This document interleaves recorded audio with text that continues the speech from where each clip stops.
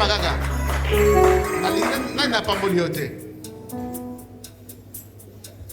Si dans la rue on te demande, tu as reçu le Saint-Esprit, tu dis oui. Faut pas dire non parce qu'hier j'ai péché. Donc non, tu as reçu le Saint-Esprit parce que tu es enfant de Dieu. Ceux qui n'ont pas l'Esprit de Dieu ne sont pas enfants de Dieu.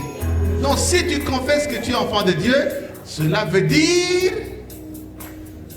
que tu as reçu l'Esprit de Dieu. C'est l'Esprit de Dieu qui donne le statut d'enfant de Dieu. C'est l'Esprit d'adoption. C'est lui qui fait de nous les enfants de Dieu. On ne le recevra pas après 2 mois. On ne le recevra pas pendant 3 mois. Après 3 mois, on ne le recevra pas après avoir donné beaucoup de dîmes, plusieurs fois la dîme. On ne le reçoit pas parce qu'on est allé en mission. Non, on le reçoit le jour où vous croyez en Jésus. Il y a des hérésies, des fausses doctrines qui circulent. Il faut continuer à croire seulement. Un jour, Dieu aura pitié de toi. Il va dire, cet homme-là croit en moi. Maintenant, je lui donne le Saint-Esprit. Non, le Saint-Esprit, si vous ne l'avez pas, vous n'avez pas la nature divine. Si vous ne l'avez pas, vous n'êtes pas né de nouveau. Si vous ne l'avez pas, vous n'êtes pas enfant de Dieu. On ne le reçoit pas à partir d'une morale ou bien à partir d'une éthique.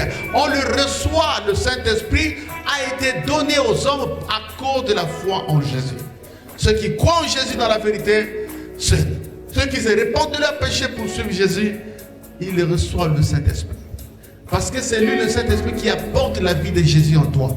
Si tu ne l'as pas, tu es un étranger.